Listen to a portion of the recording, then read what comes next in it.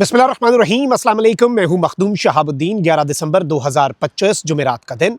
नाज़रीन किराम, साबिक DG ISI lieutenant general Faiz Hamid को सज़ा हो चुकी है 14 साल कैद बा मुशक्क़त। लेकिन अब असल खबर सामने आई है। एक जानिब तो फैज़ हमीद को मिलिट्री ट्रायल मुकम्मल होने और फील्ड जनरल कोर्ट मार्शल से मिलिट्री कोर्ट से सज़ा सुनाए जाने के बाद फैज़ हमीद की अडियाला जेल मुंतकिली। इसके साथ ही साथ on the other hand general Faiz Hameed जो हैं उनके वकला भी मैदान में कूद पड़े हैं। मियां अली इशफाक, आपको मालूम है कि जनरल फैज़ हमीद को रिप्रेजेंट कर रहे थे इस पूरे ट्रायल के अंदर। ये जो 15 महीने तक तवील तरीन ट्रायल है, इस हवाले से मियां अली इशफाक का क्या कहना है और जनरल फैज़ हमीद का अगला मूव क्या होने जा रहा है, ये बहुत इंपॉर्टेंट है।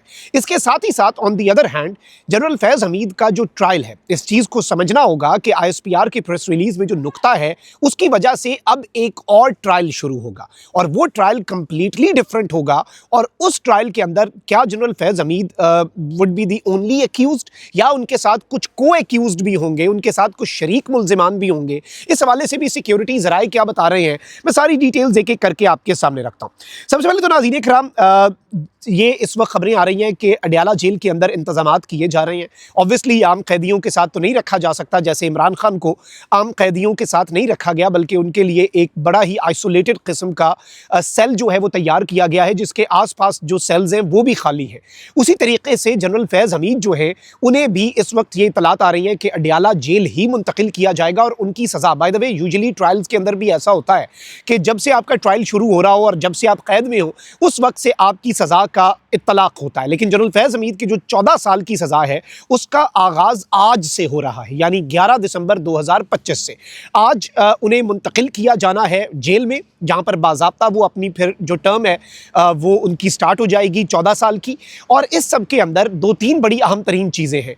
ये ट्रायल जो हुआ है जनरल फैज़ हमीद का और फील्ड जनरल कोर्ट मार्शल, इसके अंदर 14 साल की सज़ा तो हुई है, लेकिन जनरल फैज़ हमीद के रैंक्स वापस नहीं लिए गए। इस चीज़ को आप ज़हन में रखिएगा कि जनरल फैज़ हमीद के रैंक्स वापस नहीं लिए गए, तो उन्हें अभी भी लेफ्टिनेंट जनरल रिटायर्ड फैज़ हमीद बुलाया जा सकता है। इसके बरक्स हमने देखा कि कुछ साबिक फौजी अफसरान जो हैं उनका जब ट्रायल होता है तो उन्हें सिर्फ सज़ा नहीं होती, बल्कि उनसे उनके तमाम तर रैंक्स जो हैं वो भी वापस ले लिए जाते हैं। और वो जो रैंक्स होते हैं फिर उनके नाम के साथ आप नहीं इस्तेमाल कर सकते। जैसे आदिल राजा है, लीगली आप उसके नाम के साथ मेजर रिटायर्ड आदिल राजा नहीं लगा सकते।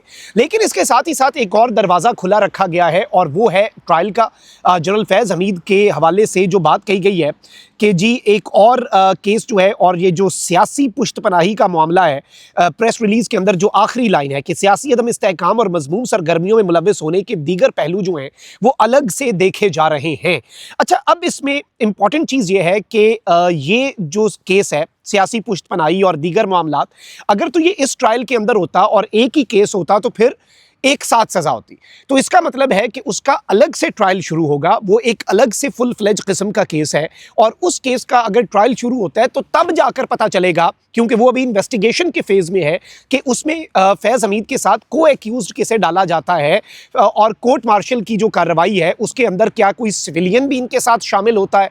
ये एक बहुत अहम तरीन नुक्ता है। अलबत्ता बहुत से तज्ज़ियाकार, बहुत से साफ़ी इस हवाले से इशारे कर रहे हैं, इस हवाले से इंडिकेटर्स दे रहे हैं कि भाई ऐसा वैसा कुछ हो सकता है, बट दिस इज समथिंग जो कि बड़ी अलार्मिंग है। और अभी भी मामला जो है, मैच जो है वो फंसा हुआ है।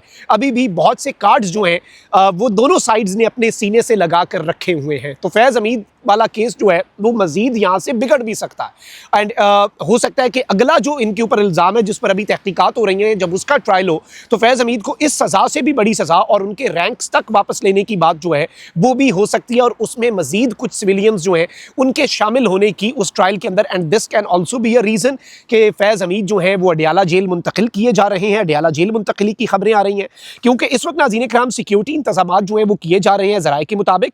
और एक अलग से अभी फ़िलहाल इन्हें अडियाला जेल के अंदर रखा जाएगा, लेकिन इसके बाद देयर आर चांसेस, मैं आपको ये भी बता दूं कि इससे पहले आपको याद होगा कि हमने खबर दी थी और मीडिया के अंदर बहुत से लोगों ने ये खबर दी थी खैर कि एक स्पेशल जेल तैयार की जा रही है जो हाई प्रोफाइल लोगों के लिए है। और वो जेल जो है वो भी रावलपिंडी के अंदर ही है। So there is a possibility कि अभी तो फैज़ हमीद जो है उन्हें अडियाला जेल मुंतकिल किया जाए, लेकिन बाद में फैज़ हमीद को उस जेल में मुंतकिल कर दिया जाए जो कि हाई प्रोफाइल लोगों के लिए स्पेसिफिकली तैयार की जा रही है। और इवन उसी जेल में इमरान खान जो है उनकी मुंतकिली भी हो सकती है। अलबत्ता बहुत से लोग तो कहते हैं मछ जेल, सखर जेल और दीगर जेलें जो हैं इमरान खान साहब के लिए, ये ऑप्शंस भी मीडिया के अंदर वाइडली डिस्कस होते हैं। But there is a possibility कि उसी हाई प्रोफाइल जेल जो कि तैयार की जा रही है उसमें फैज़ हमीद को भी अल्टीमेटली और इमरान खान जो है उन्हें भी अल्टीमेटली शिफ्ट कर दिया जाए। फिर इसके साथ ही साथ अब आते हैं कि फैज़ हमीद का आगे का लाया अमल क्या है।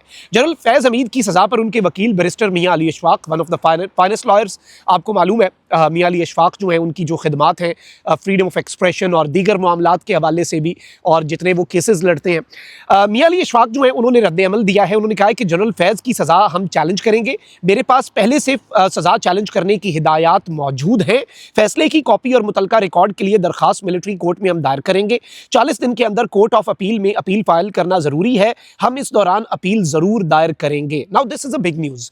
अब खबर यह है कि जनरल फैज़ हमीद के हवाले से मियां अली अशफाक ने पहले ही बता दिया कि भाई मेरे पास पहले ही मेरे क्लाइंट की ये हिदायत है कि अगर फैसला हमारे खिलाफ आता है तो आपने अपील फाइल करनी है, और as a professional lawyer this is his duty. पहले वो ये करेंगे कि अब वो जो मिलिट्री कोर्ट है जिससे फील्ड जनरल कोर्ट मार्शल की जो कार्रवाई हुई है उसमें फैसले की मुसद्दिका कॉपी पहले ज़रूरी होती है, फिर जब फैसले की कॉपी आती है उसके बाद चीज़ें जो हैं वो कोर्ट ऑफ अपील में जाएंगी, एंड ऑब्वियसली उसके बाद बाकी जो अदालतें हैं वहाँ तक का भी ऑप्शन होता है। अभी तक तो इस ट्रायल के जो मदरजात हैं obviously sensitivity of the issue and फौज का इंटरनल मामला भी है, पाकिस्तान तहरीक इंसाफ भी इस हवाले से कह चुकी है कि ये फौज के अपने एक साबिक अफसर का मामला है तो हमारा तो इससे कोई लेना देना नहीं।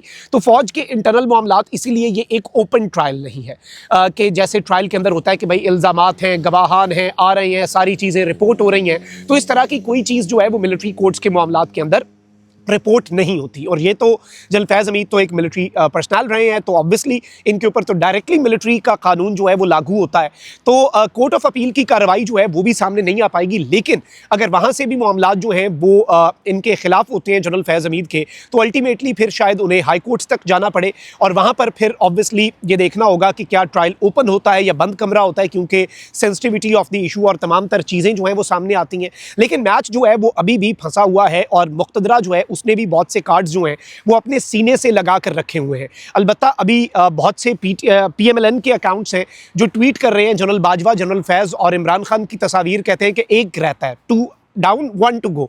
लेकिन आई डोंट थिंक कि नून लीग की ये ख्वाहिश पूरी होगी कि साबिक army chief general Qamar Javed Bajwa जो हैं उनके साथ कुछ हो। खैर हो सकता है नून लीग भी ये ना डीप डाउन चाहती हो, बस नैरेटिव के लिए कर रही हो, तो अल्टीमेटली नून लीग जो है वो तो इसके ऊपर जश्न ही मना रही है। पाकिस्तान तहरीक इंसाफ इस मामले को मुकम्मल तौर पर कह रही है कि भाई हमारा इससे कोई लेना देना है ही नहीं, ये फ़ौज का इंटरनल मामला है, उनका एक साबिक अफसर है, उन्होंने उसे सज़ा दे दी, जो भी मामला है। लेकिन ultimately in the near future there is a possibility कि ये केस जो है ये पाकिस्तान तहरीक इंसाफ तक आए, और इसमें 9 मई और पॉलिटिकल इन्वॉल्वमेंट वाला जो मामला ISPR के प्रेस रिलीज़ में एक आखिरी लाइन है, असल खबर तो वो है। 14 साल की सज़ा से भी बड़ी खबर जो है वो वही है, क्योंकि उसका अगर ट्रायल होता है और उसमें कौन कौन को एक्यूज्ड होता है, this would shape the political landscape of the country as well. और मुक़्तदरा क्योंकि एक बहुत क्लियर स्टांस इमरान खान के हवाले से ऑलरेडी ले चुकी है, और जो प्रेस कॉन्फ्रेंस थी हालिया DG ISPR की वो भी आप देख चुके हैं, तो पाकिस्तान के इदारों का तो स्टांस सामने आ चुका, इस तरह से खुलकर आज तक किसी के हवाले से नहीं आया। तो ये एक बड़ी डेवलपमेंट होगी कि अगर फैज़ हमीद का एक और ट्रायल जो है वो शुरू हो जाता है, और जो कि पॉलिटिकल इन्वॉल्वमेंट और उन केसेस के हवाले से है, तो that would be the biggest news. अपना बहुत ख्याल रखिए। निगमान, पाकिस्तान जिंदाबाद।